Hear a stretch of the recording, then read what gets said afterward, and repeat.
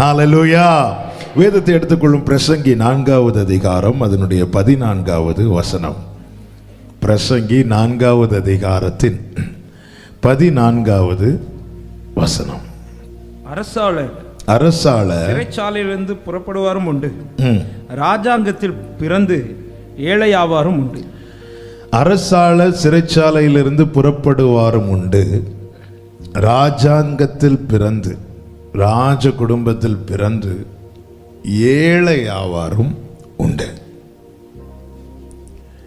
கடந்த நாள் இந்த வார்த்தையை தியானித்த போது கர்த்தர் பேச ஆரம்பித்தார்.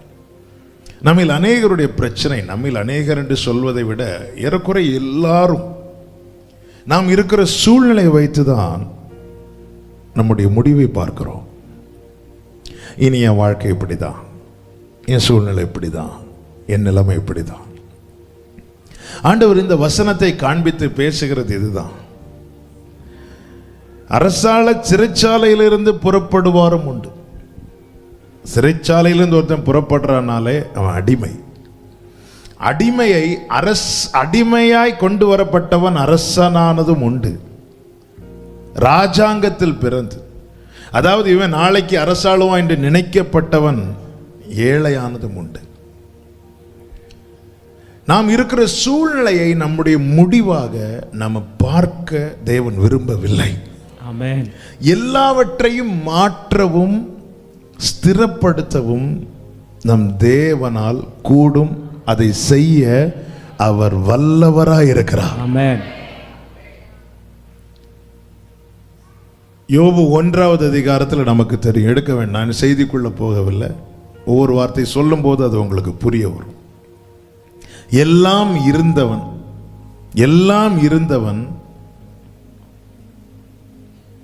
1ஆம் அதிகாரத்தில் ஒன்றுமே இல்லாதவனாய் மாறினான். எல்லாம் இருந்தவன், ஒன்றுமே இல்லாதவன் அல்ல, எல்லாம் இருந்தவன் 1ஆம் அதிகாரத்திலேயே ஒன்றுமே இல்லாதவனாய் ஒண்ணுமே இல்லாதவனாய் மாறினான். ஒன்றுமே இல்லை. ஒன்றுமே இல்லாதவன் 42வது அதிகாரத்தில் எல்லாம் உடையவனாய் மாறினான். எல்லாம் இருந்தவன் 1ஆம் அதிகாரத்திலேயே ஒண்ணுமே இல்லாதவனாய் மாறினான். ஒன்றுமே இல்லாதவன், அதாவது சரீரத்தில் ஒரு ட்ரெஸ் கூட போட முடியாதவன் 42வது அதிகாரத்தில் எல்லாம் உடையவனாய் மாறினான். தேவன் அவனை எல்லாம் உடையவனாய் மாற்றினது மாத்திரமல்ல, அதன் பிறகு அதிலேயே அவனை தேவன் ஸ்திரப்படுத்தினார்.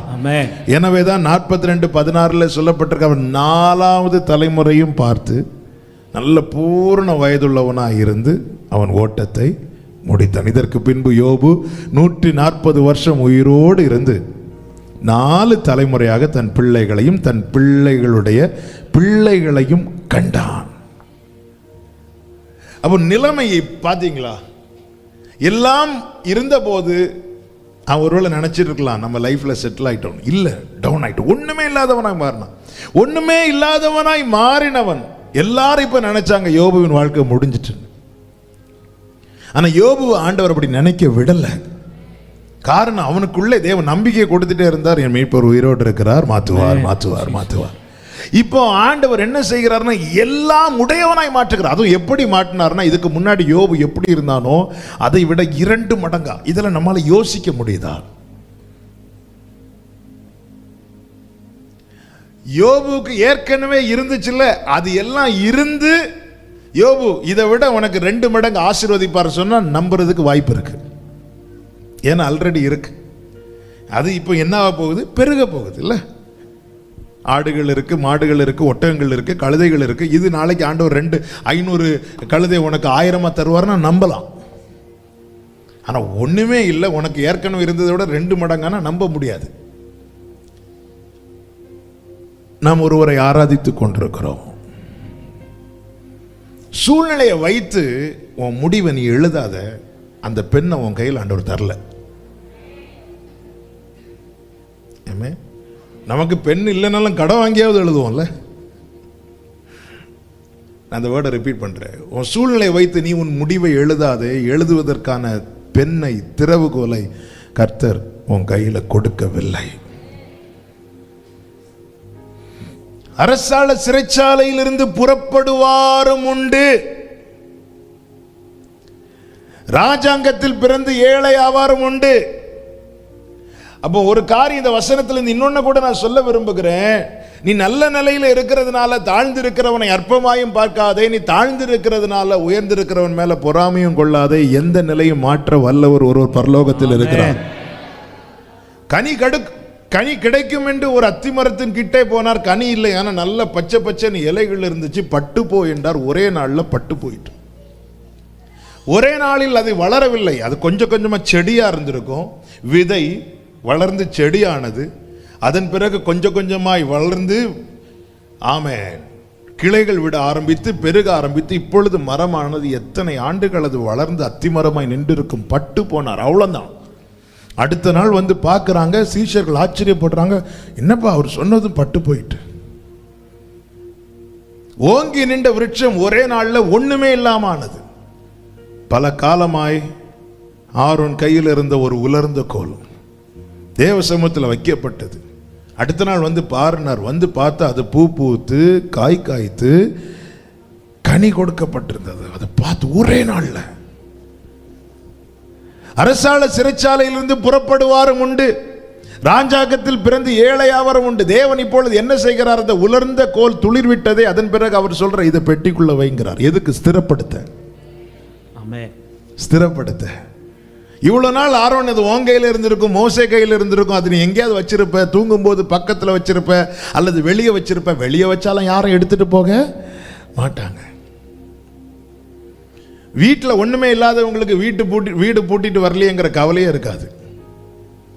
வீட்டில் ஏதோ கொஞ்சம் இருந்தால் வீடு பூட்டிட்டு வந்திருப்பாங்க. புருஷன் செக் பண்ணியிருப்பார், மனைவி செக் பண்ணியிருப்பாங்க, பிள்ளைங்களையும் வச்சு செக் பண்ணியிருப்பாங்க, பக்கத்து வீட்டில் இருக்கிறவங்களே சொல்லியிருப்பாங்க. இருந்தாலும் ஒவ்வொரு பாட்டு முடியும் போது ஹalleluya சொல்லும் போது வீடு போட்டுனானா, கேஸ் ஆஃப் பண்ணானா. இந்த உலர்ந்த கோல் எத்தனை நாள் யாராவது கண்டுக்கிட்டாங்களா? ஆண்டவர் சொன்னார், இப்ப துளிர் விட்டாச்சுல, இனி அதை பெட்டிக்குள்ள வைங்கிறார். ஏன்? இனி அதை நான் பாதுகாக்கணும். எபிரேயரில் எழுதும்போது சொல்லப்பட்டிருக்கிறது, அந்த உடன்படிக்கை பெட்டிக்குள்ள என்ன இருந்துச்சாம்? வார்த்தை எழுதப்பட்ட கற்பலகைகள் இருந்தது, மன்னா வைக்கப்பட்ட பொற்பாத்திரம் இருந்தது, அதோடு கூட தேவனால் துளிர்விடப்பட்ட இந்த உலர்ந்த கோலும் துளிர்விட்ட கோலாய் அங்கே இருந்தது. தேவன் எதையும் மாற்ற முடியும், மாற்றி அவரால் ஸ்திரப்படுத்த முடியும். ஆமென். ஆண்டவர் நல்லா புரிஞ்சுக்கோங்க. இதை சொல்லும் போது தவறாய் புரிந்து கூட, என்ன நீ கொஞ்ச நாள் உயர்ந்திருந்தேல, இனி கொஞ்ச நாள் தாழ்ந்து, அப்படி சொல்லுகிறவர் அல்ல. அதனாலதான் சொன்னேன், அவர் எதையும் மாற்ற முடியும், மாற்றி அவரால் அதை ஸ்திரப்படுத்த முடியும். ஸ்திரப்படுத்த முடியும். நேபுகாத்நேச்சார் பார்த்தீங்களா? இது நான் கட்டின பாபிலோன் அல்லவா என்று சொன்னான். ஆண்டவர் ஒரே நாள்ல புல்ல சாப்பிட வச்சுட்டார். தொங்கு தோட்டம், திராட்சை தோட்டம், என்னெல்லாம் வச்சிருந்தாரு, அதெல்லாம் சாப்பிட வேண்டியவன் இப்போ புல்ல சாப்பிட வச்சுட்டார். கொஞ்ச நேரம் புல்ல சாப்பிட்டு. யாராவது புல் சாப்பிட்டு இருக்கீங்களா? சின்ன வயசுல மண்ணு சாப்பிட்டு இருப்பீங்க. நீங்க சிரிக்கிறத பார்த்தா இப்பவும் சாப்பிட்டு இல்லை, இப்போ இல்லை. அவ்வளவுதான். ஒரே நாள் எப்படி இருந்தவன்? மகா பாபிலோன் சாம்ராஜ்யம். அதான் இது நான் கட்டின பாபிலோன் அல்லவா அப்படிங்கிறான். ஒரே நாள் நீ புல்லு சாப்பிடு. அவன் வானத்தை நோக்கி பார்க்கிறான். இனி என்ன மாற்ற முடியுமா? உங்களுக்கு முடியும். அப்படியே திருப்பி கூட்டி தூக்கிட்டார். எனவே இப்பொழுது நீ இருக்கிற சூழ்நிலையை வச்சு உன் முடிவை நீ எழுதுறதுக்கான பெண் ஆண்டவர் கொடுக்கல. தேவனால் எந்த சூழ்நிலையையும் எப்படி மாற்ற முடியும், எந்த மனிதனையும் எப்படி மாற்ற முடியும். ஆமென். யோசுவா யுத்தம் நடக்குது, யுத்தம் முடியல. ஆண்டவர் என்ன கொஞ்ச நேரம் கூட சூரியன் இருந்துச்சுன்னா நான் யுத்தத்தை முடிச்சிருவேன் ஆண்டவரே. நீ பேசுப்பா சூரியனை பார்த்து. சூரியனை கட்டளை எடுத்த சூரியன் நிற்குது. தேவன் எவ்வளவு பெரியவர்! அவர் பெரியவர். ஆமென். ஹல்லேலூயா. ஹல்லேலூயா. அவர் பெரியவர். நல்ல கவனமா கேளுங்க. எனவே சூழ்நிலையை வைத்து ஒரு முடிவே எழுதாது. வேதத்தில் சிலரை நான் காண்பிக்கிறேன். அவங்க சூழ்நிலையை வைத்து அவர்கள் சொன்ன கர்த்தருடைய வார்த்தை வரும்போது அவர்களுடைய பதில் எப்படி இருந்துச்சு பாருங்க. 2 ராஜாக்கள் 4வது அதிகாரம் 13வது வசனம் முதல் நீங்க பார்த்தீங்க. நாங்கள் சூனேமியாளை குறித்து சொல்லப்பட்டிருக்கிறது. ரொம்ப கனம் பெற்ற ஸ்திரீ, தேவ பயம் உள்ள ஸ்திரீ. தேவ ஊழியர்களை கனம் பண்ணுகிற ஸ்திரீ. எனவேதான் அவள் என்ன செய்கிறாள்? 8வது வசனத்தை வாசியுங்கள். பின்பு ஒரு நாள் எலிசா சூனேமுக்கு போயிருக்கும் போது அங்கே இருந்து கனப்பொருந்தி ஒரு ஸ்திரீ அவனை போஜனம் பண்ண வருந்தி கேட்டுக்கொண்டாள். அப்படி அவன் பயணப்பட்டு ஒரு ஊழியக்காரருக்கு ரெஸ்பெக்ட் பண்ணணும், அவங்களுக்கு செய்ய வேண்டிய பணிவிட செய்யணும் அப்படிங்கிற ஒரு எண்ணம் உள்ள ஒரு நல்ல ஸ்திரீ. அங்கே இருந்த கனம் பொருந்திய ஒரு ஸ்திரீனா சாட்சியுள்ள ஸ்திரீ, 10 பேர் பார்த்து மதிக்கத்தக்க ஒரு ஸ்திரீ. இப்போ அவ போய் என்ன பண்றா அப்படின்னா, ஹஸ்பண்ட சொல்றா, ஒரு நல்ல ஒரு நீதிமான் பரிசுத்தவான், நம்ம அதனால என்ன செய்வோம், நம்ம வீட்டு மேல இவங்களுக்கு ஒரு ரூம் கட்டி கொடுக்கலாம், அவங்க வந்து போகும்போது தங்கி இளைப்பாறுவதற்கு. அவரும் சரின்னு சொல்லிட்டு ரூம்லாம் கட்டி கொடுக்குறான். ஸோ இப்படி இந்த சூனேமியால் பரிமாறுகிறது, பணிவிடை செய்கிறதெல்லாம் பார்த்ததும் எலிசா தன் வேலைக்காரன் கேயாசியை பார்த்து கேட்கிறான். 13வது வசனத்தை பாருங்கள். அவன் கேயாசியை பார்த்து, இதோ இப்படிப்பட்ட சகல சலக்கரணையோடும் எங்களை விசாரித்து வருகிறாயே, உனக்கு நான் என்ன செய்ய வேண்டும் என்று அவளிடத்துல கேளு அப்படி சொல்லும் போது அவளுடைய பதில் எதுவா இருந்துச்சு பாருங்க. 13 கடைசி வாசிங்க. என் ஜனத்தின் நடுவே நான் சுகமாய் குடியிருக்கிறேன். அதன் அர்த்தம் எனக்கு ஒரு குறை இல்லை, ஆனா அவளுக்கு ஒரு குறை இருந்துச்சு. என்ன குறை? அடுத்த வசனம். அவளுக்கு செய்ய வேண்டியது என்னவென்று கேயாசியை பார்த்து கேட்கிறார். இப்போ சூனேமியால கேயாசியை வச்சு கேட்கிறார், உனக்கு எதாவது செய்யணும் இல்லை. ஆனா எலிசாவுக்கு தெரியுது அவளுக்கு ஏதோ ஒண்ணு செய்ய வேண்டி இருக்கிறது. அவ சொல்றா எனக்கு செய்யறதுக்கு ஒண்ணும் இல்லைன்னு. ஆனா ஒரு தேவ மனிதனுக்கு தெரியுது இவளுக்கு ஒரு காரியம் செய்ய வேண்டி இருக்கிறது என்று. நல்லா புரிஞ்சுக்கோங்க, அடிக்கடி எப்பொழுதாவது வந்து போகிற ஒரு தேவ மனுஷனுக்கு இவளுக்கு ஒரு காரியம் செய்ய வேண்டி இருக்குன்னு தெரியுமானால், எப்பொழுதும் கூட இருக்கிற நம் தேவனுக்கு நமக்கு ஒரு காரியம் செய்ய வேண்டும் என்று தெரியாதா என்ன? ஹalleluya, ஹalleluya. நான் நோ சொன்னாலும் அவருடைய மனம் தாங்காது. அதனால இவள்கிட்ட கேட்டா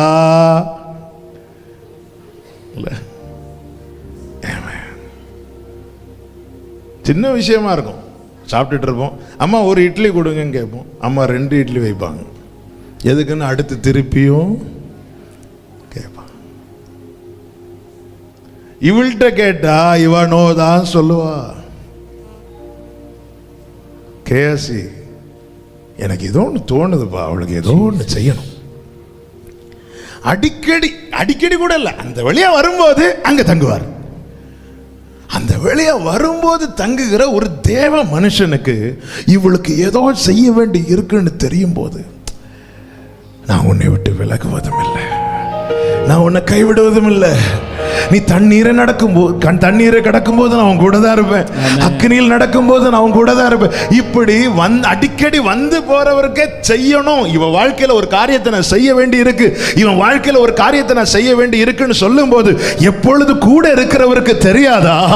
எப்பொழுது கூட இருக்கிறவருக்கு தெரியாதா? எத்தனை பேருக்கு சொல்ல முடியும், என் வாழ்க்கையில என்ன செய்யணுமோ அதை செய்ய வல்லவர் என் கூட இருக்கிறார். ஹalleluya. அதனாலதான் எலிசா கேட்கிறாரு, அவள்கிட்ட முதல்ல என்ன கேட்கிறாருன்னா, நீ விசாரித்து வரு, உனக்கு நான் என்ன செய்ய வேண்டும். 13வது வசனத்தின் முதற் பகுதி. 2வது, ராஜாவின் இடத்திலாவது சேனாதிபதியின், ஏன்னா எலிசாவுக்கு அவ்வளவு வேல்யூ இருக்காங்க, தீர்க்கதரிசி. ராஜா எலிசா வந்ததுனால எப்படி நடுங்குவான். அவங்க கிட்டையா, சேனாபதி கிட்டையா, யார்கிட்ட ஏதாவது ரெக்கமெண்ட் பண்ணணுமா? சொல்ல, நான் நல்லா தானே இருக்கிறேன், நான் நல்லா தானே இருக்கிறேன். உடனே எலிசா கேசியை பார்த்து கேட்கிறேன், அவளுக்கு என்னப்பா குறை இருக்கு? கடந்த நாள் இதை நான் தியானித்த போது ஆண்டவர் இடைப்பட ஆரம்பித்தா. பாத்தியா, நிறைய காரியம் நீ கேட்டதுனால நான் செஞ்சேன்னு நினைச்சிட்டு இருக்கிற, இல்ல நான் கேட்டு கேட்டு செய்யறேன், கேட்டு கேட்டு செய்யறேன். எலிசா அவ கேட்டதை செஞ்சாரா இல்ல கேட்டு கேட்டு செஞ்சாரா? கேட்டு கேட்டு செய்யறார். என்னப்பா அவளுக்கு இருக்கு, என்ன குறைப்பா இருக்கு?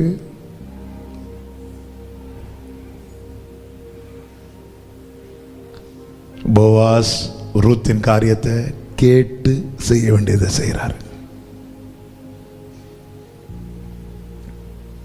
என் நிலைமை நன்றாய் அறிந்தவர், பாவி என்னை அழைத்தவர், மீறின பின்பும் வெறுக்காதவர், உம்மை போல் என்னை நேசிக்க ஒருவரும் இல்லை, நேசித்தவரில் அன்பை இன்னும். ஆமென். இப்ப கேசியை பார்த்து கேட்கிறான், அவளுக்கு என்ன செய்ய வேண்டும்? அவளுக்கு செய்ய வேண்டியது என்ன? 14வது வசனம். அவளுக்கு செய்ய வேண்டியது என்னவென்று கேயாசி அவன் கேட்டதற்கு அவன், அவளுக்கு பிள்ளை இல்லை, பிள்ளை இல்லை, பிள்ளை இல்லை. அடுத்த வசனம். அப்பொழுது அவன் அவளை கூப்பிடு என்றான். அவளை கூப்பிடு. அவளை கூப்பிட்ட போது அவள் வந்து வாசற்படியிலே நின்றாள். அப்பொழுது அவன் ஒரு பிராண உற்பத்தி கால, ஒரு ஜீவன், ஒரு குழந்தை உற்பவ கால திட்டத்திலே ஒரு குமாரனை அணைத்துக் கொண்டிருப்பாய் என்றான். உடனே அவள் ஆமேன் சொல்லவில்லை. அதற்கு அவள் ஏது என்ன என்ன சொல்லிட்டு, தேவனுடைய மனுஷனாகிய என் ஆண்டவரே, உமது அடியாளுக்கு அபத்தம் சொல்ல வேண்டாம். நாம ஒரு வார்த்தை வந்ததும் என்ன சொல்றோம்? ஆமென் சொல்றோம். சூனேமியால் என்ன சொல்றா? அபத்தம் சொல்லாதீங்க. அபத்தம்னா பொய். நீங்க தேவனுடைய மனுஷன் பொய் சொல்லலாமா? அப்போ இதை நான் இன்னும் தியானித்த போது ஆண்டவர் ஒரு காரியத்தை காண்பித்து கொடுக்கிறார். இவள் புருஷன் வயது சென்றவன். அப்போ ஆரம்பத்தில் நல்ல எதிர்பார்ப்பு இருந்துச்சு. அப்போ எதிர்பார்ப்பு இருக்கும்போது வாயில என்ன வந்துச்சுன்னா ஆமேன் வந்திருக்கும். இவன் நிறைய வருஷம் ஆமேன் சொன்னவா. ஆனா இனி நடக்காது என்ற நிலைமை வரும்போது அவளை நோக்கி அதே வார்த்தை வந்ததும் என்ன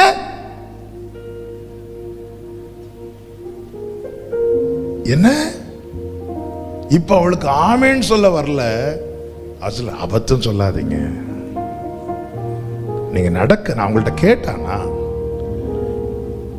அவளை கூப்பிட்டு விட்டு அபத்தம் சொல்லாதீங்க. நான் கேட்டானா உங்கள்கிட்ட?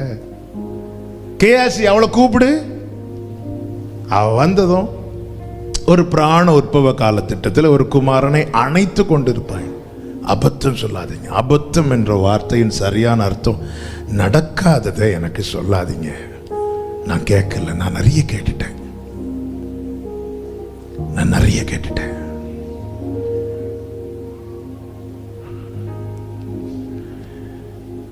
நம்முடைய இருதயம் என்ன சொல்லுது? நம்மை நோக்கி வருகிற வார்த்தை.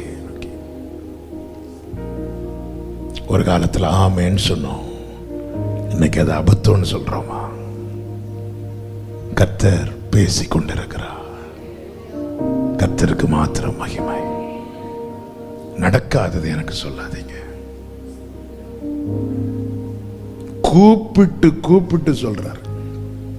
ஒரு காலத்துல வார்த்தைக்காய் ஓடி ஓடி வந்தவளை இப்ப கூப்பிட்டு, அப்போ இவ வாழ்க்கையில இப்படி ஒரு குறை இருக்குது, பிள்ளை இல்லையே, இதை ஏன் இவ கேட்கலன்னா இனி கிடைக்குங்கிற நம்பிக்கை, அந்த எதிர்பார்ப்பு முழுமையாய் அவளுடைய இருதயத்திலிருந்து நஷ்டமாயிட்டு. எந்த ஒரு காரியத்தையும் நம்ம விண்ணப்பமா வைக்கிறோம். ஆனா நல்லா புரிஞ்சுக்க, எதை நம்ம விண்ணப்பமாய் வைப்போம் என்றால் எதை குறித்த எதிர்பார்ப்பு நமக்குள்ளே எரிந்து கொண்டிருக்கிறதோ அதை மட்டும்தான் நம்ம ஜெபத்துல வைப்போமே தவிர வேற ஒன்றும் வைக்க மாட்டோம். அவ இருதயம் தீர்மானிச்சுட்டா, இப்படிதான் என் லைஃப், இப்படிதான் என் புருஷனும் வயது சேர்ந்தவனானா இனி என் வாழ்க்கையில் பிள்ளை என்று ஒன்று இல்லை என்பது அவளுடைய இருதயத்தின் நிச்சயமும் தீர்மானமாக இருந்துச்சு. அப்போ அவள் சூழ்நிலையை வைத்து அவள் ஒரு முடிவை எழுதிட்டா, என் லைஃப் இதுதான். அதனால் அதில் அவள் பழக ஆரம்பிச்சிட்டா, அதில் அவள் மகிழ ஆரம்பிச்சிட்டா, அதில் அவள் ஓகே திருப்தி அடைய ஆரம்பிச்சிட்டா. ஏன்னா கனம் பெற்ற ஸ்திரீ, தேவனுக்கு பயந்த ஸ்திரீ, முறுமுறுக்கல்ல. ஓகே, ஆண்டவர் இதை அனுமதித்தார். பவுல் சொன்னார்ல, எங்களுக்கு நேரிட்ட சோதனையில் நாங்கள் மரணம் வரும்னு தான் பார்த்துட்டு இருந்தோம். அப்போ நம்ம சூழ்நிலையை வைத்து நிறைய முடிவுகளை நாமே எழுதுகிறோம். அதனால தான் ஆண்டவர் உனக்கு எதாவது செய்யணுமா, இல்லை ஆண்டவரே நல்லா இருக்கிறேன் நல்லா இருக்கிறேன். ஆனால் செய்ய விரும்புகிறவருக்கு தெரியும், இல்லை இவளுக்கு ஏதோ ஒரு குறை இருக்கு, ஏதோ ஒரு குறை இருக்கு. எலிசாவுக்கும் எலிசாவின் தேவனுக்குள்ள வித்தியாசம் என்னன்னா, எலிசா கேயாசியை விசாரிப்பான், அவர் வேற யாரையும் விசாரிக்க மாட்டார். நம்மை ஆராய்ந்து அறிந்திருக்கின்றீர், சுற்றி சுற்றி அவருக்கு தெரியும். சொல்லுங்க, அவருக்கு தெரியும், அவருக்கு தெரியும். நான் சொன்னாலும் தெரியும், நான் சொன்னதும் அவருக்கு தெரியும், நான் சொல்லாம சிரிச்சிட்டு இருக்கேன்னு அதுவும் அவருக்கு தெரியும். ஹல்லேலூயா, ஹல்லேலூயா. ஒரு காலத்தில் ஆமென் சொன்னோம், இன்னைக்கு அபத்தம் என்று சொல்லுகிறோமா? ஆமென். ஒரு காலத்தில் நம்பிக்கை இருந்துச்சு, வார்த்தை உனக்கு ஹே இப்படி செய்வ ஆமென். இன்னைக்கு அபத்தம்னு சொல்ல மாட்டோம், ஆனா ஆமென் சொல்ல வாய் வர மாட்டேங்குது. ஆமென் சொல்ல இல்ல ஆண்டவரே, நான் உங்கள்கிட்ட எதுவுமே எதிர்பார்க்கலையே. நீர் தேவ மனுஷன், நீர் பரிசுத்தவான் என்று காண்கிறேன். அதனால எனக்கு உங்களை கனம் பண்ணணும், எனக்கு உங்களுக்கு பணிவிடை செய்யணும், அது என்னுடைய ஆசை, என்னுடைய கடமை, நான் அதை செய்கிறேன். நான் எதையும் எதிர்பார்த்து செய்யவில்லையே. அவள் தன்னை அப்படி மாற்றிக்கொண்டாள். எனவே தான் கேட்கல, ஒண்ணுமே கேட்கல, எதுவுமே கேட்கல. ஹல்லேலூயா. ஒரு நல்ல தகப்பன் தன் பிள்ளை கேட்டுதான் செய்யணும்னு கிடையாது. நல்ல பிதா பரலோகத்தில் இருக்கிறார், அவருக்கு தெரியும். அப்ப ஒரு காரியத்தை பார்த்தீங்களா, அவ ஒண்ணு இல்லைன்னு சொன்னதும் எலிசா அடுத்த காரியத்தை பார்த்து போகல. அவருக்கு ஏதாவது ஒண்ணு செய்யாம அங்கிருந்து போக மனசு வரல. அவருக்கு ஏதாவது செய்யணும். இவளுக்கு என்ன செய்யணும்? தனக்கு கொடுக்கப்பட்ட வரத்தையும் தனக்கு இருக்கிற இன்ஃப்ளூயன்ஸையும் அவர் யூஸ் பண்ண விரும்புகிறார் அவளுக்காக. எல்லா அதிகாரமும் கொடுக்கப்பட்ட ஒருவர் தான் நம்ம கூடவே இருக்கிறார். அவர் சொல்ல ஆகும், அவர் கட்டளையிட நிற்கும், அவர் இல்லாதவைகளை இருக்கிறதை போல வரவழைக்கிறவர், என்னால் செய்யக்கூடாத அதிசயமான காரியம் ஒன்று உண்டோ என்று கேட்கிறவர். ஹல்லேலூயா. அவருக்கு தெரியும், என்னை ஆராய்கிறவருக்கு தெரியும். அதனால தான் இயேசு கிறிஸ்து சொன்னார், நீங்க வேண்டிக் கொள்வதற்கு முன்னமே உங்களுக்கு இன்னது தேவை என அவர் அறிந்திருக்கிறார். ஆரம்பத்தில் ஆமேன் என்றால் இப்போ அபத்தம். இதெல்லாம் அதாவது என்ன சொல்றாருன்னா, உமது அடியாளுக்கு அபத்தம் ஒன்று சொல்ல வேண்டாம், நடக்காததை என்கிட்ட சொல்லாதீங்க.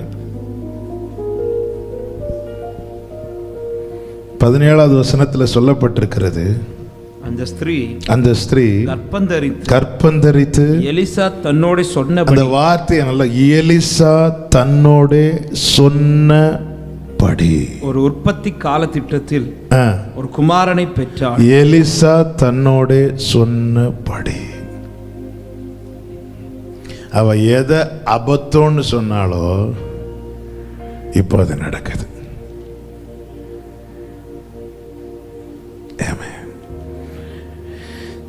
எசேக்கியேல் ஒரு வார்த்தை இருக்கிறது,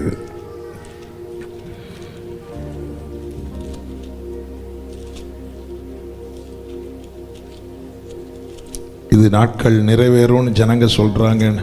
இந்த வசனம் எடுத்தீங்களா? Praise God. எடுத்தவங்க குயிக்கா சொல்லுங்க. இது இன்னும் தாமதமாகும் என்று ஜனங்க சொல்றாங்க அப்படின்னு. இப்படி நான் தான் எடுப்பேன். எசேக்கியேல் 12வது அதிகாரம் அதனுடைய 25வது வசனம். நான் கர்த்தர், நான் சொல்லுவேன், நான் சொல்லும் வார்த்தை நிறைவேறும். நான் கர்த்தர், நான் சொல்லுவேன், நான் சொல்லும் வார்த்தை நிறைவேறும், இனி தாமதியாது. இனி தாமதியாது. கலக விட்டாரே. 27வது வசனம் 26ல வாசிங்க. பின்னும் கர்த்தருடைய வார்த்தை எனக்கு உண்டாகி அவர் மனுபுத்திரனே, இதோ இஸ்ரவேல் வம்சத்தார், இதோ இஸ்ரவேல் வம்சத்தார் இவன் காண்கிற தரிசனம் நிறைவேற, இது நிறைவேற அநேக நாட்கள் செல்லும். தூரமாய் இப்படி சொல்றாங்களே. 28வது வசனம், ஆகையால் என் வார்த்தைகள் ஒன்றாகிலும் இனி தாமதிப்பதில்லை. ஒன்றாகிலும், வார்த்தைகளில் ஒன்றாகிலும் தாமதிப்பதில்லைன்னா எப்போ நடக்கும்? எப்போ நடக்கணுமோ அப்போ நடக்கும். அநேக நாள் ஆகும் என்று சொன்னவர்களுக்கும் நடந்தது, அபத்தம் என்று சொன்னவர்களுக்கும் நடந்தது. ஏன்னா சொன்னது கர்த்தர். ஹல்லேலூயா. சொன்னது கர்த்தர். சூழ்நிலையை வைத்து உன் முடிவை நீ எழுதாது. அப்படி எழுதுனா உன்னை நோக்கி வருகிற வார்த்தைக்கு உன்னால் ஆமேன் என்று சொல்ல முடியாது, மாறாக அபத்தம் என்று தான் சொல்ல முடியும். ஆமென். இதுதான் என் வாழ்க்கை, இப்படிதான் அப்படின்னாலே நாம வெளியே சர்ச்சில் வந்தா அபத்தம், ஹalleluya, எல்லாரும் கையை வைத்து அபத்தம் சொல்லுவோமா? சொல்ல மாட்டோம். எல்லாரும் என்னதான் சொல்லுவோம்? ஆமா. ஆனா நம்முடைய மனசு என்ன எழுதியிருக்கு? இதுதான் என் லைஃப், இப்படிதான் இருக்கும். சூழ்நிலையை வைத்து நீ உன் முடிவை எழுதிட்டு இங்கே வந்து உன்னை நோக்கி வருகிற வார்த்தைக்கு நீ ஆமேன் என்று சொன்னாலும் அது எப்படிதான் கேட்கும் தெரியுமா? இதுதான் என் வாழ்க்கை. சூழ்நிலை வைத்து நீ கனம் பெற்றவள் தான், நீ நல்லவதான். எனவே தான் எலிசாவுக்கு ஏதாவது செய்யணும். தனக்கு கொடுக்கப்பட்ட கிருபை, தனக்கு கொடுக்கப்பட்ட அதிகாரம், அதை இவளுக்கு பயன்படுத்தணும். நீ தேவனை நேசிக்கிற, பொய் இல்லை, உண்மைதான். அதனாலதான் உனக்கு தேவன், உனக்கு என்ன தேவை என்பதை அறிந்து அதை தேவன் செய்ய விரும்புகிறார். கடந்த நாள் இந்த வார்த்தை கொண்டு ஆவியானவர் அதிகமாக இடைப்பட்டார். நான் விசுவாசிக்கிறேன். அநேகரோடு திட்டவும் தெளிவுமாய் முகமுகமாய் பேசிக் கொண்டிருக்கிறார் என நான் நம்புகிறேன். நாம் சொல்லுகிற ஆமேன் உண்மையிலே ஆமேனா அபத்தமா?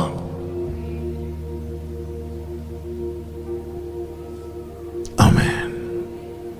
எது ஆமேன் தெரியுமா? நம்புவதற்கு ஏது அல்லாது இருந்தோம் அதை நம்புறான் தெரியுமா? அவன் சொல்ற ஆமேன் ஆமேன் இல்ல. வாய் ஆமேன் சொன்னாலும் இருதயம் சொல்லுது இதெல்லாம்.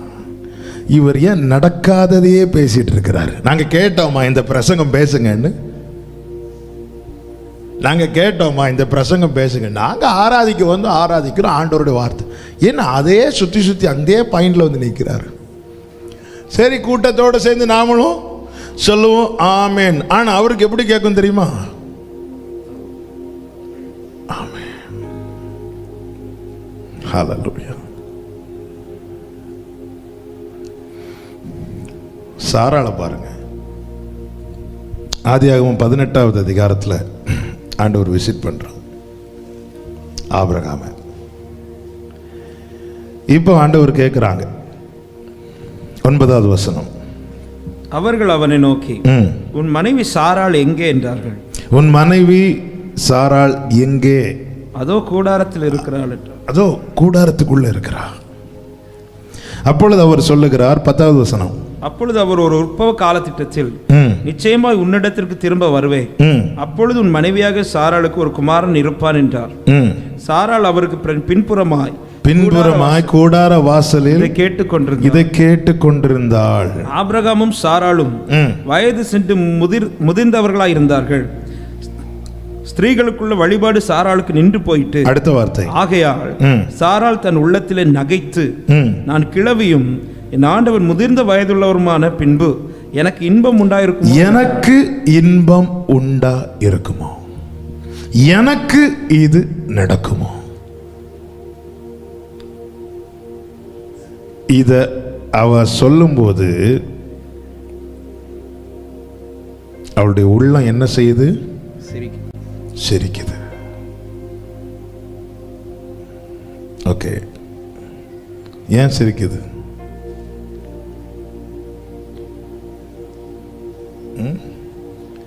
நடக்கவே நடக்காததை நம்மளை பார்த்து நடக்கும்னு சொன்னால் நமக்கு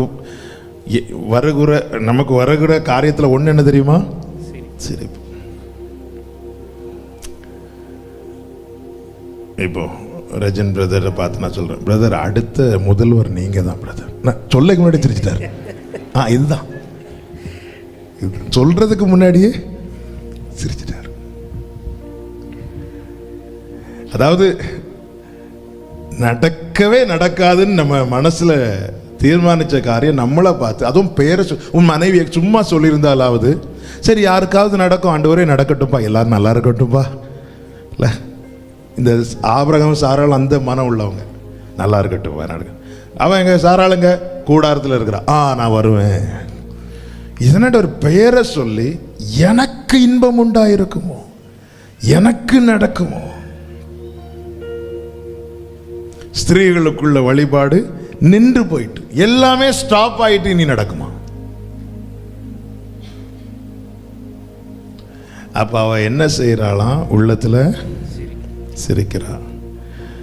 ஆண்டவர் என்ன செய்கிறார் பாருங்க, அடுத்த வசனத்தை வாசிங்க. அப்பொழுது கர்த்தர் ஆபிரகாமை நோக்கி, சாராள் நகைத்து நான் கிழவியா இருக்க பிள்ளை பெறுவது மெய்யோ என்று சொல்வானேன். சாராள் அப்படி சொன்னாளா? சாரா சிரிச்சுட்டு என்ன சொன்ன, எனக்கு இது நடக்கும் இப்படிதானே சொன்னா.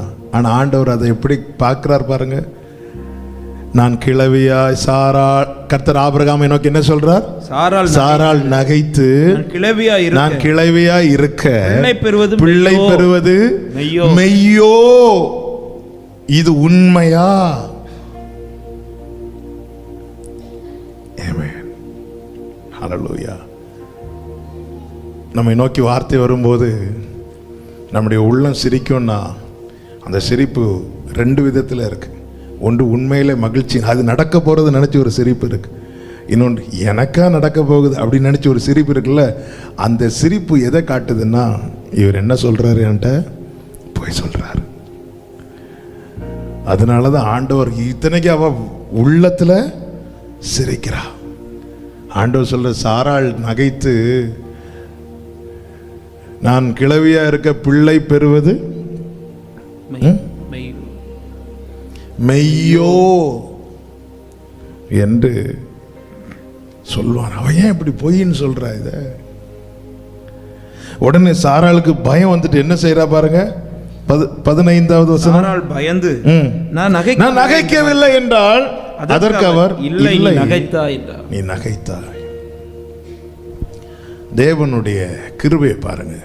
அவங்க நகைத்ததும் ஆண்டவர் வாக்கு தத்தத்தை மாத்தினாரா?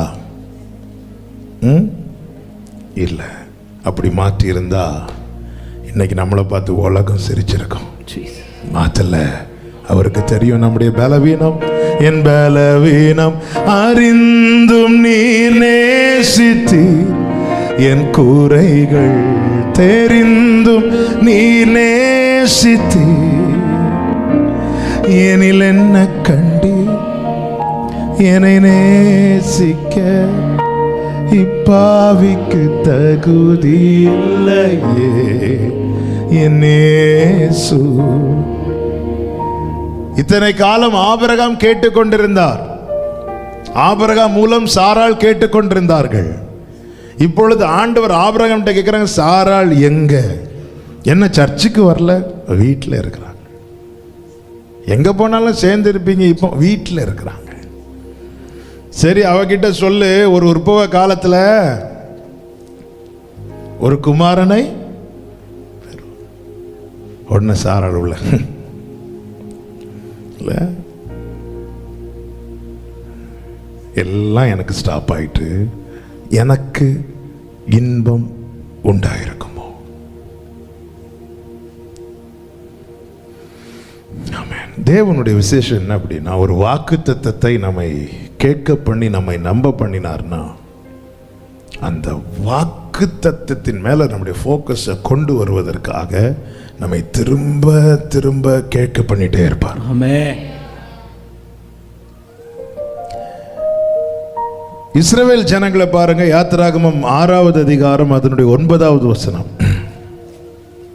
ஜீசஸ் இந்த பிரகாரமாக மோசே இஸ்ரவேல் புத்திரருக்கு சொன்னான், அவர்களோ மனமடிவினாலும் கொடுமையான வேலையினாலும் மோசேக்கு செவி கொடாம போனாங்க. இதே ஜனங்கள்ட்ட மோசே ஃபர்ஸ்ட் வந்தப்போ 4வது அதிகாரம் அதனுடைய 31வது வசனத்தை வாசிங்க. ஜனங்கள் விசுவாசித்தார்கள். கர்த்தர் இஸ்ரவேல் புத்திரரை சந்தித்தார் என்றும் அவர்கள் படும் உபத்திரவத்தை கண்ணோக்கி பார்த்தார் என்றும் அவர்கள் கேட்டபோது தலை குனிந்து தொழுது கொண்டாங்க. ஓ, கர்த்தர் சந்தித்தார், பரவாயில்ல ஆண்டவரே, நீர் எவ்வளவு நல்லவர். மோசே என்ன செய்கிறார்? 30வது வசனம், கர்த்தர் மோசேக்கு சொல்லிய சகல வார்த்தைகளையும் சொல்லுகிறார். ஜனங்கள் விசுவாசித்தார்கள். இப்படி இருந்த ஜனங்க அடுத்த அதிகாரத்துல காரியம் மாறுதலா முடியும் பார்த்தா காரியம் இன்னும் மோசமா போகுது. ஏற்கனவே கொடுமையான வேலை. இப்போ பார்வோன் என்ன கட்டளை போடுகிறான் பாருங்கள். 7வது வசனத்தை வாசிங்க. 6-7 வசனத்தை வாசிங்க. ஆதலால் இஸ்ரவேல் புத்திரர் நோக்கி, நானே கர்த்தர். 5வது அதிகாரத்தின் 6-7 வசனங்கள். அன்றியும் அந்நாளிலே பார்வோன் ஜனங்களின் ஆலோட்டிகளையும் அவர்கள் தலைவரையும் நோக்கி, செங்கல் வேலைக்கு நீங்கள் முன் போல இனி ஜனங்களுக்கு வைக்கோல் கொடுக்க வேண்டாம். அவர்கள் தாங்களே போய் தங்களுக்கு வைக்கோல் சேர்க்கட்டும். அவர்கள் முன் செய்து கொடுத்த கணக்கின்படியே செங்கல் செய்யும்படி சொல்லுங்கள். அதிலே நீங்கள் ஒன்றும் குறைக்க வேண்டாம். அவர்களுக்கு கொடுக்கப்பட்ட சலுகையை கட் பண்றான், வேலையை கூட்டுறான். இதுக்கு முன்னாடி வேலை இருந்துச்சு, ஆனா சில காரியங்கள் கிடைத்து கொண்டிருந்தது. இப்ப கிடைத்த காரியம் ஸ்டாப் ஆயிட்டு. எதுக்கு அப்புறம்? இவங்களை நோக்கி வார்த்தை வந்துச்சுல, வார்த்தை வந்ததுக்கு அப்புறம். இதனால என்ன ஆயிட்டு அப்படின்னா, மன சோர்வு, மன மடிவு உண்டாயிட்டு. இப்பொழுது கர்த்தர் மோசேயை கொண்டு திருப்பியும் பேசுகிறார். 6-9 நீ திருப்பி வாசிங்க. இந்த பிரகாரமாக மோசே இஸ்ரவேல் புத்திரருக்கு சொன்னான், அவர்களோ மனமடிவினாலும் கொடுமையான வேலையினாலும். சூழ்நிலை ரொம்ப கொடுமையா மாறும்போது, நம்மளுக்கு வேதனை உண்டாகும் போது, நிறைய நேரத்தில் ஆண்டவருடைய வார்த்தைக்கு நம்ம நோதா சொல்லுவோம், இதுதான் என் வாழ்க்கையின் முடிவு எடுக்கிறோம். அதுவும் வார்த்தை வந்த பிறகும் வாழ்க்கை இன்னும் ரொம்ப மோசமா போச்சுன்னா, வாழ்க்கையை இதுதான் நம்ம முடிவு எடுக்கிறோம். 4வது அதிகாரத்தில் விசுவாசித்தவங்க 6வது அதிகாரத்தில் செவி கொடுக்கல. ஏன்? பிரச்சனை இன்னும் கொஞ்சம் மோசமா போயிட்டு, அவ்வளவுதான். ஆபகுக்கு 1:5 ஒரு வார்த்தை இருக்கிறது, விவரித்து சொல்லப்பட்டாலும் நீங்க விசுவாசிக்க கூடாத ஒரு காரியம். சில நேரத்தில் இந்த 1:5 வாசிங்க. ஆபகுக்கு 1வது அதிகாரத்தின் 5வது வசனம். விவரிக்கப்பட்டாலும் நீங்க விசுவாசியாத ஒரு கிரியை. நான் இந்த சம்பவத்துக்கு போகல. பல நேரத்தில் நம்முடைய வாழ்க்கை இப்படிதான் இருக்கு. ஒரு காலத்துல நம்முடைய விசுவாசத்தின், நல்ல கவனிங்க, ஒரு காலத்துல வார்த்தை வந்தது விசுவாசிப்போம் இல்ல. அடுத்து ஒரு கட்டம் எப்படின்னா, வார்த்தை வந்து விசுவாசிக்க மாட்டோம், ஆனால் அது விவரிக்க விசுவாசிப்போம். ஆனா அது எதுவுமே நடக்காம போகும்போது, விவரிக்கப்பட்டாலும், அதாவது கர்த்தர் இந்த வார்த்தையை தந்திருக்கிறார்னு சொல்லிட்டு அதை ரொம்ப எக்ஸ்பிளைன் பண்ணி கொடுத்தாலும் நம்முடைய உள்ள என்ன செய்யாது? நம்பாது. ஆனாலும் கர்த்தர் என்ன செய்கிறார்னா, நான் கிரியையை உங்கள் நாட்களில் நடப்பிப்பேன். சொல்லுங்க, உங்கள் நாட்களில் நடப்பிப்பேன். உங்கள் நாட்களில். ஒரு காலத்துல வேர்டு வந்தது ஆமேன்கிறோம். கொஞ்சம் விசுவாசத்தில் தொய்ந்த போது வேர்டு வந்தது ஆமேன் சொல்ல முடியல. ஆனா அது விவரிக்கப்பட்ட போது ஆமேன்ட்டோம். ஆபிரகாமுக்கு முதல்ல வேர்டு மட்டும் தானே வந்துச்சு, நான் உன்னை பெரிய ஜாதி ஆக்குவேன், ஆமேன் சொல்லிட்டு போறான். அடுத்து ஆண்டவர் சொல்றார், நான் உனக்கு கேடகம் மகா பலனுமா இருக்கிறேன், ஆமேன் சொல்லல, என்ன தருவீர் ஆண்டவர்? உடனே ஆண்டவர் அவனை நீ கூடாரத்திலிருந்து வெளியே வான்னு சொல்லிட்டு வெளியே கூட்டிட்டு வந்து நட்சத்திரத்தை பார், இவ்வளமாய் உன் சந்ததி இருக்கும். பைபிள் சொல்லுது, அவன் விசுவாசித்தான். இப்ப விவரிக்கப்பட்டாச்சு, இப்ப விசுவாசிக்கிறான். இனி ஆபிரகாமுக்கு 99வது வயதுல ஆண்டவர் சொல்றார், இப்படி உனக்கு சந்ததியை தருவேன் எல்லாம் சொல்லும் போது ஆபிரகாம் குனிந்து இருந்து என்ன செஞ்சானா? சிரித்தான்.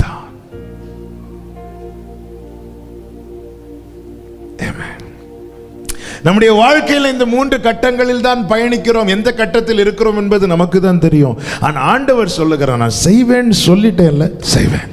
ஆமென்.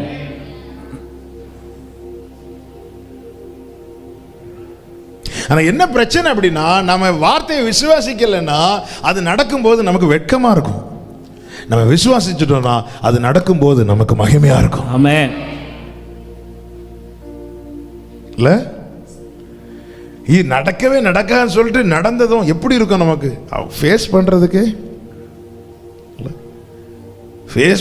ஐயோ நான் இப்படி போய் சொல்லிட்டேன் அன்னைக்கு நல்லா பேச. அதனாலதான் யோபு நிறைய காரியத்தை புலம்புவார். புலம்பிட்டு கர்த்தர் பேசி கர்த்தர் செயல்பட ஆரம்பிச்சதும் யோபு என்ன சொல்லுவார்னா, ஐயோ பேசிட்டேனே, இப்படி வாய மூடுறார். நான் நிறைய பேசிட்டேன், நம்ம நிறைய பேசிட்டோம்ல, ஆனால் ஆண்டவர் செய்வேன்னு இன்னைக்கு வாக்கு கொடுக்கிறார். அவர் விவரிக்கிறார் நமக்கு.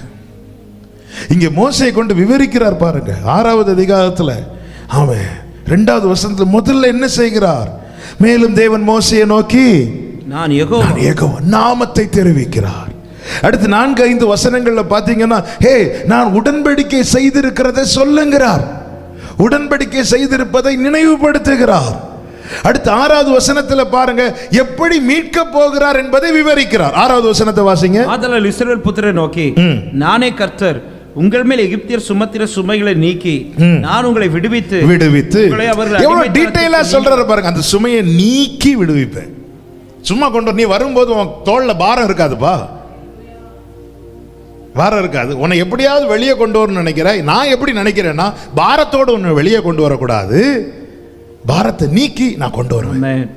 அவ்வளவு எக்ஸ்பிளைன் பண்றான். சுமையை நீக்கி உங்களை விடுவித்து அவர்கள் அடிமைத்தனத்திற்கு நீங்களாக்கி ஓங்கிய கையினாலும் தண்டனைகளை எவ்வளவு அழகா சொல்ற, விவரித்து சொல்றாரு.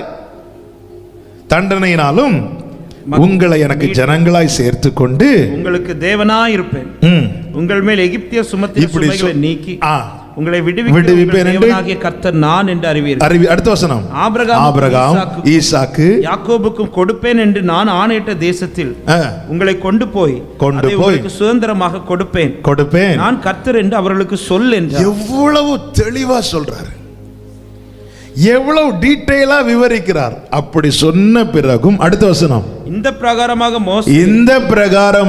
மோசே இஸ்ரவேல் புத்திரருக்கு சொன்னான், அவர்களோ மனமடிவினாலும் கொடுமையான வேலைனாலும் மோசைக்கு செவி கொடாமற் போனாலும். இதெல்லாம் நாங்க கேட்டோம்.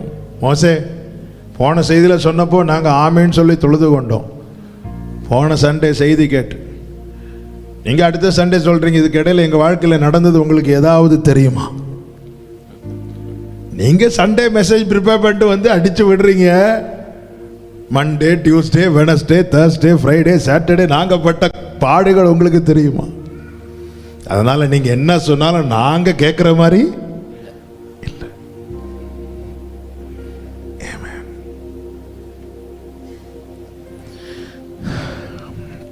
எல்லாவற்றையும் மாட்டுகிறவர். தேவ பிள்ளைகள் புரிந்து கொள்ள வேண்டும், அறிந்து கொள்ள வேண்டும். கர்த்தர் செய்வேன்னு சொன்னதை செய்வார். ஆனா நான் அதை விசுவாசிக்காம நம்பாம நான் இப்படியே இருப்பேன். ஆனால் அது எனக்கு செய்யப்படும் போது எனக்கு அது கொஞ்சம் கஷ்டமா இருக்கும். என்ன கஷ்டம்னா, சார் நான் இப்படி சொல்லிட்டேனே, இப்படி செஞ்சிட்டேனே, இப்படி பேசிட்டேனே. ஆனா நான் அதை விசுவாசிப்பேன், ஆனால் அது எனக்கு மகிமையா இருக்கும். ஆமென். எனவேதான் யோபு சொல்லுகிறார் 42வது அதிகாரம் அதனுடைய 2 முதல் வாசியுங்கள். தேவரீர் சகலத்தையும் செய்ய வல்லவர், நீர் செய்ய நினைத்தது தடைபடாது என்பதை அறிந்திருக்கிறேன். அறிவில்லாமல் ஆலோசனையை மறைக்கிற இவன் யார்? ஆகையால் நான் எனக்கு தெரியாததையும் என் புத்திக்கு எட்டாததையும் நான் அறியாததையும் அலப்பினேன். ஐயோ நான் இப்படி பண்ணிட்டேனே சொல்லிட்டு அடுத்து சொல்ல 6வது வசனம், ஆகையால் நான் என்னை அருவருத்து தூளிலும் சாம்பலிலும் இருந்து மனஸ்தாபப்படுகிறேன். இப்படி பேசிட்டேனே, இப்படி நினைச்சிட்டேனே, இப்படி சிரிச்சிட்டேனே, அபத்தம் என்று சொல்லிவிட்டேனே, கேட்காம போயிட்டேனே. ஆனாலும் அவர் செய்ய நினைத்தது தடைபடலையே. ஹல்லேலூயா.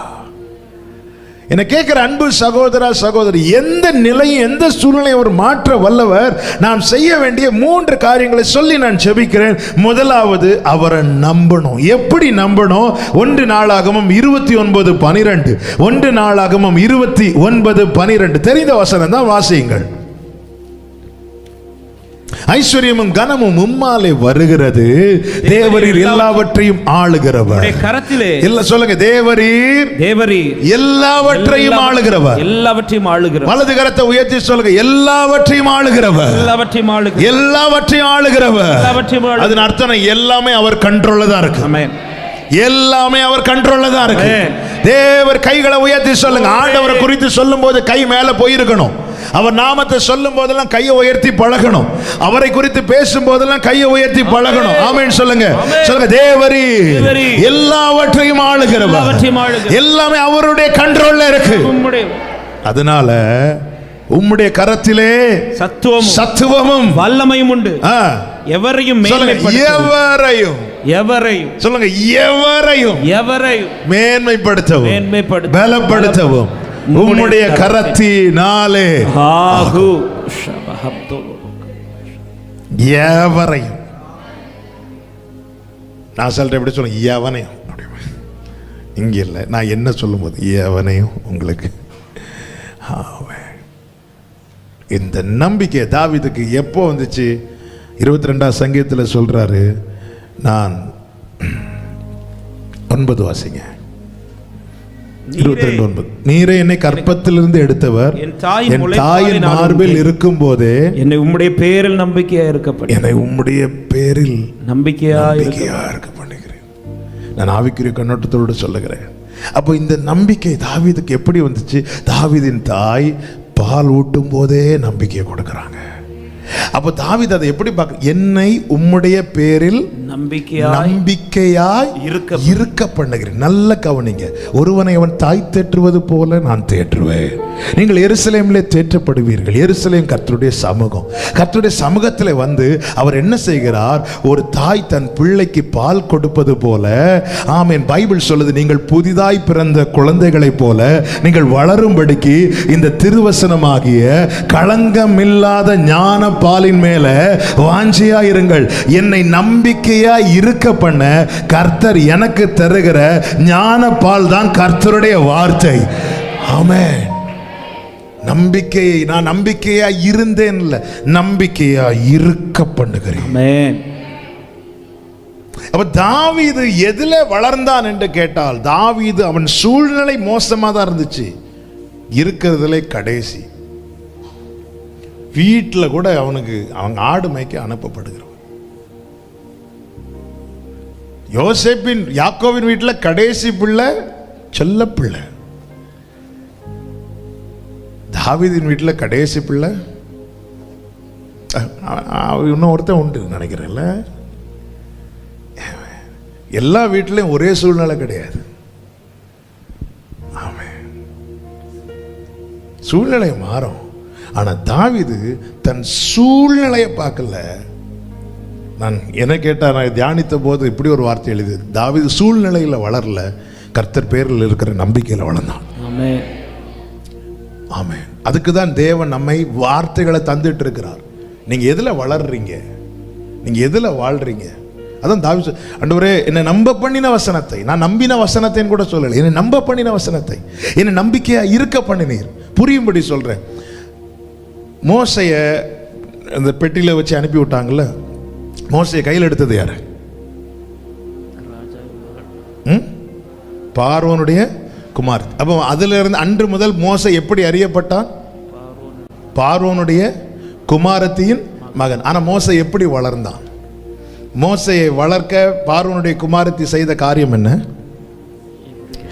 இது ஒரு எபிரேய குழந்தையா இருக்கிறது. இந்த எபிரேய ஒரு ஸ்திரீ பால் கொடுப்பாளானால் நண்டா இருக்குன்னு சொல்லும் போது அக்கா மிரியாம் ஓடி வர, நான் ஒருத்தங்களை கூட்டிட்டு வரேன்னு சொல்லிட்டு யாரை தான் கூட்டிட்டு வராங்க?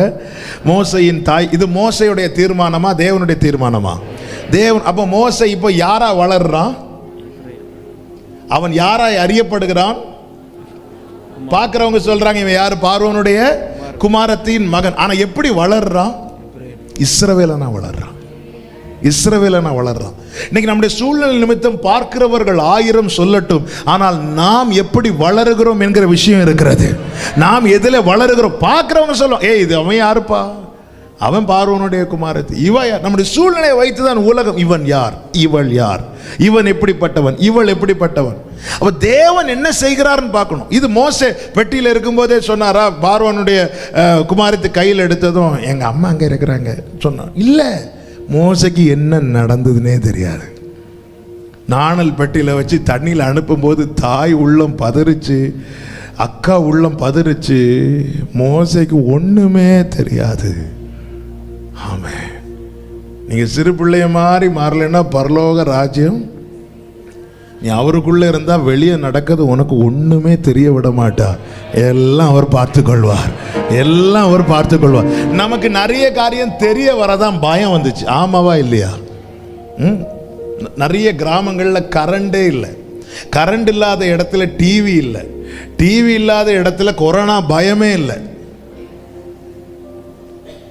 நிறைய படிச்சவங்க ஒருத்தர் வந்து எனக்கு பிபி 10 கூடிட்டு, ஏன்? அது தெரிஞ்சவங்க வீட்டில் இருக்கிறதுனால ஒரே டென்ஷன். நிறைய காரியத்தை குறித்து நமக்கு பயம் வர காரணம் என்ன? நிறைய தெரிஞ்சதுனால. ஆமே, இது செய்தி இல்லை, செய்தி நான் முடிக்க போறேன். ஆனால் மோசைக்கு ஒண்ணுமே தெரியாது. இல்லை, பெட்டியில் வச்சு அனுப்பியாச்சு, அவரை படுத்து தூங்கிட்டு இருக்கிறார், கையில் எடுத்தாச்சு. ஆனால் அவன் எப்படி, நீ எப்படி எந்த சூழ்நிலையில் இருக்கிறாய் என்பதில்லை, நீ எப்படி வளர வேண்டும் என்பதை தீர்மானிக்கிறோம். அதான் தேவரீர் எல்லாவற்றையும் ஆளுகிறவர். என்னை நம்பிக்கையா இருக்க எதுக்கு கொண்டு வந்தார்? எதுக்கு உட்கார வச்சார்? ஏன் வார்த்தையை கேட்க பண்ணுகிறார்? உன்னை நம்பிக்கையா இருக்க பண்ண. தாய்ப்பால் குடித்து, நான் பால் உண்ணுகையில், நான் பால் குடிச்சிட்டு இருக்கும் போதே என்னை நம்பிக்கையா இருக்க பண்ணுகிறேன். பரலோக தேவன் தருகிற ஞான பால் தாங்க. ஒருவனை அவன் தாய் தேற்றுவது போல நீங்கள் இடுப்பில் வைத்து சுமக்கப்படுவீர்கள். எவ்வளவு நல்ல தேவன் அவர். அல்லேலூயா. ஒரு தாய் தேற்றுவது போல் என் நேசர் தேற்றுவார், மார்போடு அணைப்பாரே, மனக்கவர் தீர்ப்பாரே. ஆமென். மார்போடு அணைப்பாரே, மனக்கவர் தீர்ப்பாரே. ஆண்டவரே, என்னை நம்பிக்கையா இருக்க பண்ணுங்க, என்னை நம்பிக்கையா இருக்க பண்ணினேன். ஒரு வார்த்தை வரும்போது, அதாவது நம்பிக்கையற்ற நிலையில் இருக்கும்போது ஒரு வார்த்தை வரும்போது, அந்த வார்த்தையை நீங்க எதுவா பார்க்கணும்னா, ஒரு தாய், உண்மை தாய் பால் கொடுக்கறாங்கன்னா அது ரத்தத்தை தானங்க கொடுக்கறாங்க, ரத்தம் தானே, ஆரோக்கியத்தை தான், தன்னுடைய ஆரோக்கியத்தை கொடுக்கறாங்க. நம்பிக்கையற்ற சூழ்நிலையில, தளர்ந்த நிலையில உங்களை நோக்கி ஒரு வார்த்தை வரும்போது அதை நீங்க எப்படி உட்கொள்ளணும்னா, ஒரு தாய் தன் குழந்தை எடுத்து தன் மார்போடு அணைத்து அந்த குழந்தைக்கு பால் கொடுப்பது போல, ஆண்டவர் சொன்ன, நீ முதிர் வயதானாலும் நான் உனக்கு அப்படி செய்வேன்ப்பா. ஆமே, நான் இதுவரை சுமந்தேன், இனியும் சுமப்பேன், இதுவரை தாங்கினேன், இனியும் தாங்குவேன், இதுவரை தப்பு வைத்தேன். க்ளோரி.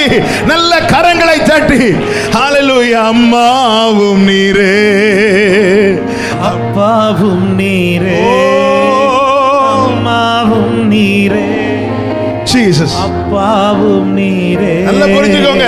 என்ன பொறுக்கிக்கோ, அப்படி தருகிறவர் அல்ல, அப்படி தருகிறவர் அல்ல. முடியலையா? வாப்பா, மார்போடு அணைத்து ஒரு தாய் தன் குழந்தை, ஆண்டவர் சொல்ற, தாய் தன் பாலகனை மறப்பாளோ? அப்படியே மறந்தாலும் நான் மறக்க மாட்டேன். நான் என் உள்ளங்கையில, எத்தனை காலம் உன்னை சுமந்த கை இது, என் உள்ளங்கையில உன்னை நான் வரைந்திருக்கிறேன், வரைந்திருக்கிறேன், வரைந்திருக்கிறேன். தாய் தன் பாலகனையே மறப்பிடும் நான் மறவேன் என்று சொன்னதா?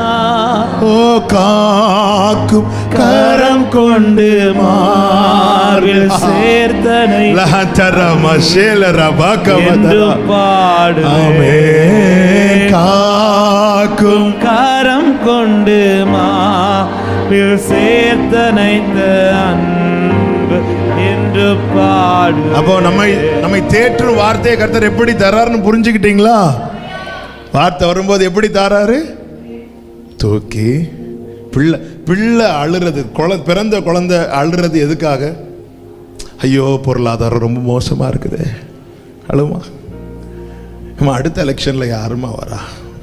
என் பிள்ளை ஒரே அழுக. எதுக்கு? உள்ளாட்சி தேர்தல். அந்த பிள்ளை அழுறது ஒரே ஒரு காரியத்துக்காக, எனக்கு பசிக்குது.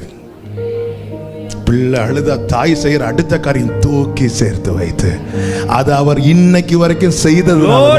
இந்த பிள்ளை வாழுதுன்னு சொல்றவங்க நல்ல கரங்களை தட்டி ராஹாந்தரா பாலாரா ஏ பாபாலாரா பாகமதாரா. Thank you Holy Spirit, thank you Holy Spirit. Hallelujah. உம்மை அப்பான்னு கூப்பிட ஆசை, அப்பான்னு கூப்பிடவா?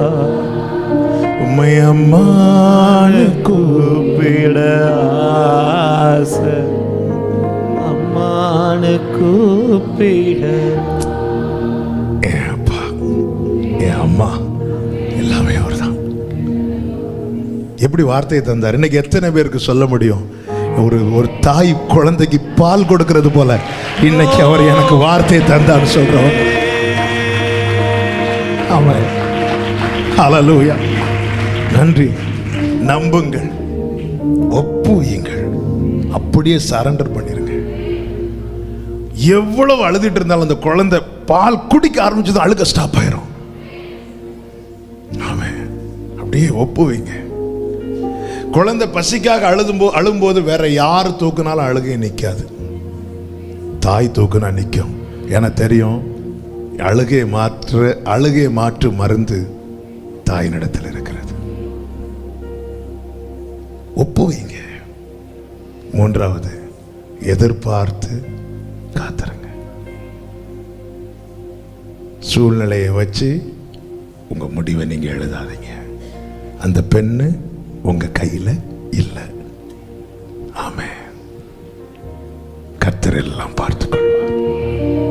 எனவேதான் சங்கீதக்காரன் சொல்லுகிறான் 62:5, நான் நம்புகிறது அவராலே வரும். இந்த வார்த்தை எல்லாரும் சேர்ந்து உங்க வலது கரத்து இந்த வசனத்தை டிஸ்ப்ளே பண்ணுங்க. சங்கீதம் 62:5 நான் டிஸ்ப்ளே பண்ணுங்க வசனம். சங்கீதம் 62:5 நான் நம்புகிறது அவராலே வரும். திரும்ப சொல்லுங்க, நான் நம்புகிறது அவராலே. ஒரு விஷயம் கூட சொல்லுங்க, நான் நம்புகிறது அவராலே வரும். கைகளை உயர்த்தி இப்போ சத்தமா ஆமென் ஆமென் ஆமென் ஆமென். ஹல்லேலூயா. எல்லாரும் ஜெபிக்கலாமா? எல்லாரும் எழுந்து நின்று, இயேசுவை நம்புவேன், நாளெல்லாம் பின்பற்றுவேன், என்னை அவரிடம் ஒப்படைத்தேன். இமேஜர் கொடுத்து இந்த பாடலை பாடிய நம்பிக்கையோடு ஹல்லேலூயா. இயேசுவை நம்புவேன், நாளெல்லாம் நான் பின்பற்றுவேன், என்னை அவரிடம் ஒப்படைத்தேன். வெட்கப்பட்டு ரெண்டு கைகளை உயர்த்தி சொல்லுங்க, இயேசுவை நம்புவேன், இயேசுவை நம்புவேன், நாளெல்லாம் நான் பின்பற்றுவேன், என்னை அவரிடம் ஒப்படைத்தேன். வெட்கப்பட்டு போக மாட்டேன். காலடி தெரியாமல் போனாலும், காலடி தெரியாமல் போனாலும் கர்த்தர் என் முன்னே உண்டு. காலடி தெரியாமல் போனாலும் கர்த்தர் என் முன்னே உண்டு. நம்பிக்கையோடு சொல்லுங்க. சமுத்திரம் ஒதுக்கி வழி காட்டுவார், நம்பி நான் முன் செல்லுவேன். சமுத்திரம் ஒதுக்கி வழி காட்டுவார், நம்பி. நம்புறவங்க மாத்திரம் 2 கைகளை உயர்த்தி இயேசுவை நம்புவேன், நாளெல்லாம் நான் பின்பற்றுவேன். என்னை அவரிடம் ஒப்படைத்தேன், வெட்கப்பட்டு ஓ இயேசுவை நம்புவேன். இயேசுவை நாளெல்லாம் நான் பின்பற்றுவேன். என்னை அவரிடம் ஒப்படைத்தேன், வெட்கப்பட்டு. வனாந்திரமே வாழ்க்கையானாலும், வனாந்திரமே வாழ்க்கையானாலும் கர்த்தர் என் பக்கம் உண்டு. ஆமென். வனாந்திரமே வாழ்க்கையானாலும் கர்த்தர் என் பக்கம். தைரியமா சொல்லுங்க. வேண்டியதை அவர் பார்த்துக் கொள்வார், வேண்டியதை அவர் பார்த்து கொள்வார், நம்பி நான் முன் செல்லுவேன். வேண்டியதை அவர் பார்த்து கொள்வார், நம்பினார். ஓ இயேசுவை, இயேசுவை நம்புவேன், நாளெல்லாம் நான் பின்பற்றுவேன். என்னை அவரிடம் ஒப்படைத்தேன், வெட்கப்பட்டு போக மாட்டேன். இயேசுவை நம்புவேன், நாளெல்லாம் நான் பின்பற்றுவேன். என்னை அவரிடம் ஒப்படைத்தேன், வெட்கப்பட்டு போக மாட்டேன். ஓ இங்கே நான் பரதேசியானாலும், இங்கே நான் பரதேசியானாலும் அங்கே ஓர் இடம் உண்டு.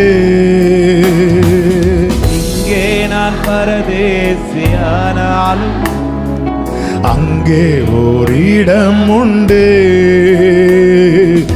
ஆயத்தமாக்கி அழைத்து செல்வார், நம்பி நான் காத்திருப்பேன். ஆயத்தமாக்கி. ஹல்லேலூயா. இயேசுவை, இயேசுவை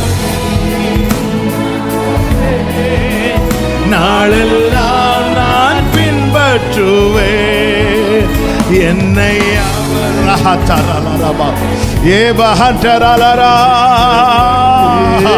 தைரியமா சத்தமா சொல்லுங்க. இயேசுவை நம்புவேன், நாளெல்லாம் நான் பின்பற்றுவேன். ஹல்லேலூயா. நல்ல கரங்களை தட்டி அப்பாக்கு மகிமை. அவருடைய வாக்குத்தத்தங்கள் ஒவ்வொன்றும் அபத்தமாய் அல்ல, ஆம் என்றும் ஆமென் என்றும் இருக்கிறது. ஆம் என்றும் ஆமென் என்றும் இருக்கிறது. அது உன் வாழ்க்கையில காண்பாய்.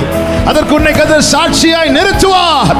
விசுவாசத்தோடு கரங்களை தட்டி ஆமென் என்று சொல்லி glory bala hantaraba shabala kabadana riyatara.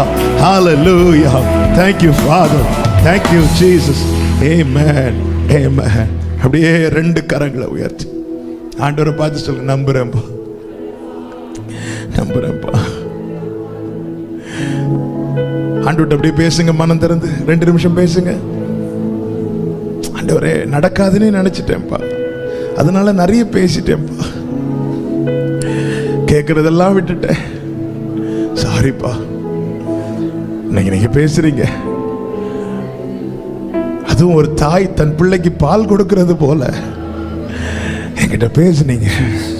நான் நம்புறேன், நீர் என்னோடு பேசினது அபத்தம் அல்ல. ஆமென். நீர் என்னோடு பேசினது அபத்தம் அல்ல. ஆமென், ஆமென். ஹல்லேலூயா. சொன்னதை செய்திடும் பண்ணதை செய்து நம்புவேன். ஜீசஸ். அன்பு சகோதரா, இந்த வார்த்தையை நான் சொல்ல ஏவப்படுகிறேன். அவர் உன்னோடு பேசின வார்த்தை அபத்தம் அல்ல. ஆமென், ஆமென், ஆமென், ஆமென், ஆமென். ஆர்ப்பரி சபையே, ஆர்ப்பரி சபையே, ஜனமே ஆர்ப்பரி. Jesus, Jesus. ரபல கபத ரப சந்தரபலர ஏபலர் ஹந்தரப கபதரப. ஓ, எத்தனை பேர் நம்புறீங்க? என்னோடு கர்த்தர் சொன்ன வார்த்தை அபத்தம் அல்ல. அது ஆமென், அது ஆமென், ஆமென் சொல்லுங்க, ஆமென் சொல்லுங்க, ஆமென். Glory, glory. Shala kaba tadara. என்னோடு கர்த்தர் சொன்ன வார்த்தை அபத்தம் அல்ல. ஆமென், ஆமென், ஆமென். என்னுடைய ஆவியிலே நான் களி கூறுகிறேன். கர்த்தர் உங்களை சாட்சியாய் நிறுத்துவார். இதே வார்த்தையை சொல்லி சாட்சி சொல்ல போறீங்க. என்னோடு கர்த்தர் சொன்ன வார்த்தை அபத்தம் அல்ல. ஆமென். நன்றி தகப்பனே, பரிசுத்த பிதாவே, நல்ல தகப்பனே. எத்தனை நன்றி சொன்னாலும் போதாது ஆண்டவரே. எங்களை எங்கேயோ வச்சு நீங்க பேசல, மார்பில தூக்கி வச்சு ஒரு தாய் பிள்ளைக்கு பால் கொடுக்கிறது போல எங்களோடு பேசுனீங்கப்பா. நன்றி தகப்பனே. அப்படியே உடைய பிள்ளைகளுடைய வாழ்க்கையில செய்து சாட்சியாய் நிறுத்தும், சமாதானத்தோடு அனுப்பும். ஆங்காங்கே இருந்து இணைந்திருக்கிற எல்லாருக்குள்ளும் இந்த நம்பிக்கையும் ஆண்டவரே சமாதானம் உண்டாக கிருபை செய்யும். கிருபை பெருகட்டும், சாட்சிகளாய் நிறுத்தும். மகிமை உமக்கே செலுத்துகிறோம் இயேசு கிறிஸ்துவின் நாமத்தில் பிதாவே, ஆமென். சேர்ந்து சொல்லும், என் ஆத்துமாவே கர்த்தரை ஸ்தோத்திரி, முழு உள்ளமே அவருடைய பரிசுத்த நாமத்தை ஸ்தோத்திரி. என் ஆத்துமாவே கர்த்தரை ஸ்தோத்திரி, கர்த்தர் செய்த சகல உபகாரங்களை மறவாதே. ஆமென். நம்முடைய கர்த்தராகிய இயேசு கிறிஸ்துவின் கிருபையும் பிதாவாகிய தேவனுடைய அன்பும் பரிசுத்த ஆவியானவருடைய ஐக்கியமும் சிநேகமும் பாதுகாவலும் நம் அனைவரோடும் எல்லா பரிசுத்தவான்களோடு கூட கர்த்தருடைய வருகை மட்டும் தங்கி இருப்பதாக. ஆமென். ஹல்லேலூயா. God bless you. சமாதானத்தோடு போய் வாருங்கள். கர்த்தர் உங்களை ஆசீர்வதிப்பாராக. ஆமென்.